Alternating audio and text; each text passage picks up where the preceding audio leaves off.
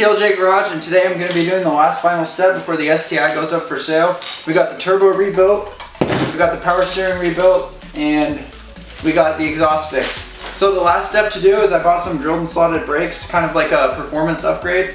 I'm going to be pulling off the wheels, swapping them out, cleaning up anything I need to clean up, and then the car will be ready for sale, and it's pretty much going to be perfect. So what I'm installing is a drilled and slotted brake kit. These brakes are just way more high performance. Same with the pads, they're carbon ceramics, but right now the reason I won't just sell it with these is because they have, just over time they get ridges in them from the brake pads or debris getting in there. So when the rotor has waves in it, when you press on the brake, it shakes the whole car basically. If I'm trying to sell the car and the person driving notices that, then it's definitely going to be it's not going to be a selling point basically. So what I'm going to do is pull off the wheel. I have to pull off the rotor and the pads. It's actually a really easy job. So here are the upgraded brake pads. They're supposed to be infused with carbon fiber or something. The reason I bought it is because it sounded cool. It's probably a selling point too. I think it's called the Z26 or Z28. It's like a track street, kind of like an aggressive driving setup, which I don't even do. I barely know how to drive a manual. But first things first, you guys know me. I'm pretty shy. I'm kind of coming out of my shell, but I still don't like to work on a dirty car. So first step is I'm going to pull out the car, give it a nice wash, bring it into the big bay, and jack it up and pull off the wheels.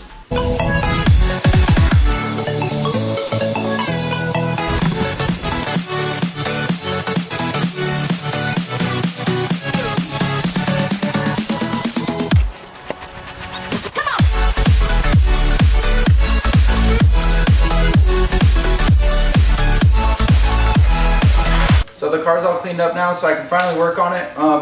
All I have to do now is jack it up with this, throw some jack stands on. Ooh, watch the paint. Throw some jack stands under it, and then I'll be ready to break the nuts, pull the wheel off, and then swap the old one out with this one.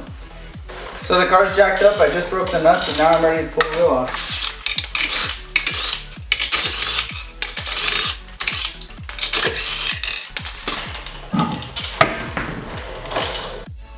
So these brakes are a little bit different than normal ones. Normally you'll have a pin here, somewhere in here, a pin there, and then the caliper will open up and you can change brakes easy. But this is like a performance or Brembo.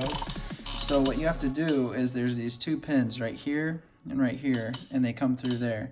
You have to take a punch or something. I don't have one, so I'm just gonna come up with something. First you have to pull these cotter pin type things. They're not really cotter pins, but you gotta punch those out all the way out of the brake pads. Then you pull out the clamp, and then the pad should come out. But the problem I'm having is that this bolt right here, I can't fit a socket in between here, so I have to use a wrench. So the big bolt that I'm talking about is the one that holds the entire caliper onto the wheel hub. They're torqued down to 80 foot-pounds, plus they're a little bit rusted on. I can barely pick up 80 pounds, so I don't really know how I'm gonna do it, but like I said, I'll figure it out. And I'm trying to use the TLJ hatchet, but it's not working too well. I'm probably gonna have to come up with something else, but I'll figure it out. Okay, so I kind of figured out how to get the pins out. I got the TLJ hatchet and I found a little screwdriver. This definitely isn't the way you're supposed to do it, but you know what they say, if the shoe fits. So, and there we go, one pin's out. Now I can take this and that'll pop right out. So this is the retaining plate that holds the pins into place. It's just held in there by, it's just like a spring-loaded type thing. Now I can pull out the other pin, pull out the pads, and then I'm ready to do the rotor. It's gonna be fun. Just got both of the bolts out of the caliper. Ran into a pretty big problem. So here's the bolt, one of the bolts that came out, it's totally fine. And then here's the other one that's completely stripped. So it's stripped on the bolt and the caliper, which really sucks because that means I have to go get a tap and die set and do both of them. It literally destroyed the threads. It's unusable. I could probably throw it back in and maybe it would hold a little bit, but that's not by code. And if you guys know anything about TLJ, we do things by code. So I looked up the code, it said you need a new bolt or you can redo the threads. I'm like, I'm not paying for a new bolt, that's at least $5. So I went and picked this sucker up. I mean, this is tap and die set. I've wanted one forever and I just got one. So it's gonna be awesome. I can't wait to use it in the shop. Basically, how it works is you pick up one of these little suckers. They have threads in them. You fit it into this and then you spin it on a bolt and it basically just engraves threads into a bolt. So right here's the bolt for the caliper. Here's a good bolt. So I have to find the threads, which is going to be one of these. find the correct threads, and then thread this one. And then to fix the caliper, I have to do the opposite. So it's a hole that needs new threads since they're all pushed up and just, they look bad. So what you do is you take one of these suckers, same exact concept, spin it around, and that makes new threads. So if I get the one that matches this, if these two match, then it'll be a perfect fit. It's gonna be awesome. Okay, so right now I have the bolt into a socket since I don't have a clamp or something to hold it into. I found a tap that's gonna work. The problem is that the threads are 18 and this is a 20 or something like that. But it's so shredded that it won't even matter and it only grabs at the end. So I'm just gonna put them both to that size and hopefully it'll work. If not, then I'll just replace the caliper. Just a Brembo. So this is done. The threads right here and the threads right here are different, but the bolt goes straight through and only screws in at the tip. So it's probably not gonna matter. I just need to make sure that I use the same exact size when I do the caliper. So it should all work out, but yeah, there's brand new threads. Now's the fun part though. So new rotor's gotta go on, old one's gotta come off. I'm gonna use the TLJ hatchet. Probably the best thing to work.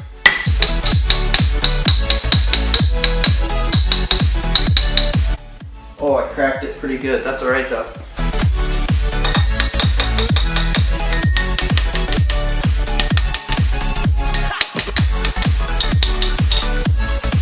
Couple more hard bangs and it came right off.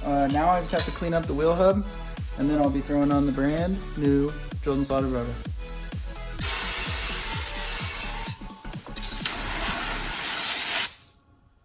So I got the new rotor just mounted on to see how it looks. I mean, I think it looks pretty good. I mounted it the correct way because the slots have to be going a certain direction. And I wanted to make sure that looked good. I'm not using the hatchet right now. I probably will soon. All right, so everything's fitted up now. I put the bolts back in. They line up good. They threaded nice, so the tap and die actually did work, which I was honestly kind of surprised because I only paid 16 bones for that, but that's a thumbs up from TLJ Garage for sure. I just put some lubricant on the back that goes on the back of the pads, and these are ready to slide in. Also, if you're following along, which probably no one is, but you really don't need a lot. It's like syrup for pancakes. A little bit goes a long way. Actually, that's not true. Better to have more. But you don't want this stuff on the inside of the pads where it's going to connect to the rotor. So now the front right is completely done. The caliper went back together the same way it came apart. The pins went in perfectly with the TLJ hatchet. The spring is all, I cleaned it all up with brake cleaner obviously.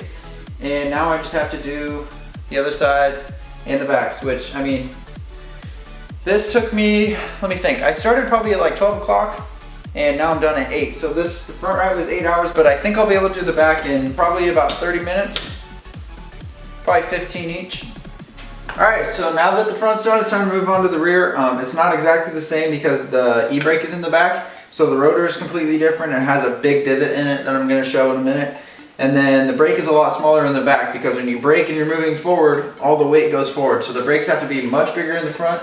There's 4 pistons in the back. There's 4 pistons in the front as opposed to 2 in a normal car. But yeah, so I'm gonna be jacking up the car first thing, pulling off the wheel, and then pulling off the brake caliper, just like in the front. All right, car's jacked up, wheels off. This caliper looks pretty straightforward. It's kind of the same deal as last time. It's got the 2 pins right there. Those are gonna be easy to take out. They have cotter pins right there holding them in, and then another bracket. So another spring-loaded bracket. Basically what I'm gonna have to do is pull those cotter pins, 1 and 2, push out the pins, and then that spring will come out and the pads will be ready to come out. And then for the back side, 1 bolt there, and then same thing down below. So here's the first pin. Comes right out. The other one's gonna be the same exact way. So there you can see the pins right there. They go straight through the caliper, and then the cotter pin connects in that little tiny hole up there. So all I do is push them through and they slide right out. So now that the cotter pins are out, the only thing left to do is just punch those other pins out. So I'm gonna use the TLJ hatchet and a flathead. And there we go. They just slide right out. It's a little hard to see, but all I'm really doing here is getting the flathead on the pin, pushing it, and it pops right out. There we go. So once you get one side out, should wiggle out. There we go. So that's the spring-loaded piece. Holds in the pads right here, just like in the front. Same exact thing, and then the rotor right in the middle. I got those pins out. You can definitely see if there's noise coming from the back brakes. I mean, I haven't necessarily noticed any, but this can definitely be a cause. You can just see all this gunk totally piled up. But that's all gonna come off. I'm gonna use a crap ton of brake cleaner and just clean it like crazy. And there we go. Rear caliper's off. Again, just looks super dirty, just like the last one, but much easier than the front. This one is only a 2-piston, so the fluid actually connects on inside of the system. Fluid goes through one side, presses on this piston, goes around, presses on that one. It's pretty simple.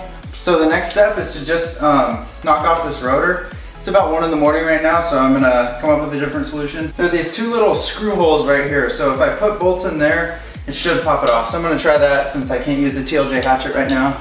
Since I don't have a whole bunch of bolts just laying around in the garage, I came to the engine bay, found this little guy, and it fits the threads, so hopefully it'll work.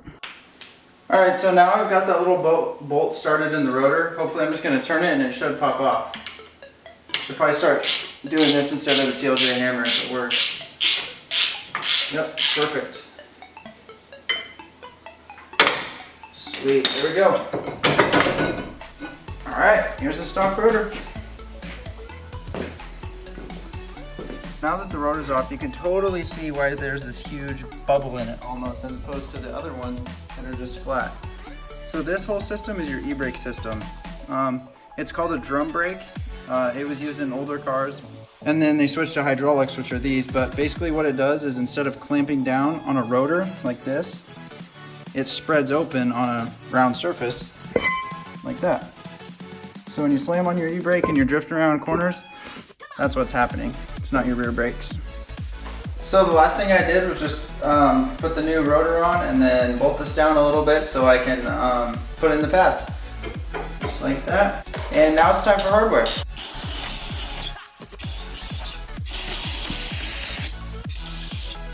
Alright, so now that everything's cleaned off, it's time to go back onto the car. Alright, so the hardware's back on, it's all cleaned up, everything looks great. All I need to do now is throw the wheel on and the car's completely done. So that's a 6-minute brake job, or however long this took. Alright, so the brakes are all done. Now it's time to take her out and stretch her legs, see how she does.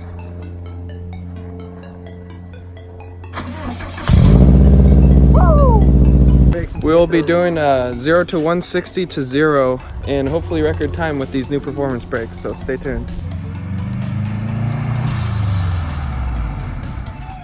Woo!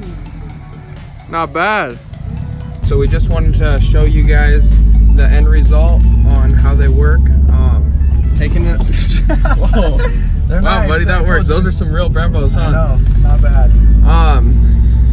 I make fun of him because he used to have fake Brembos. All right, so now we just tested out the brakes. We know that they're good. Everything went awesome. I'm actually super happy with this job because they were actually really cheap and I did it myself, so I feel good about it.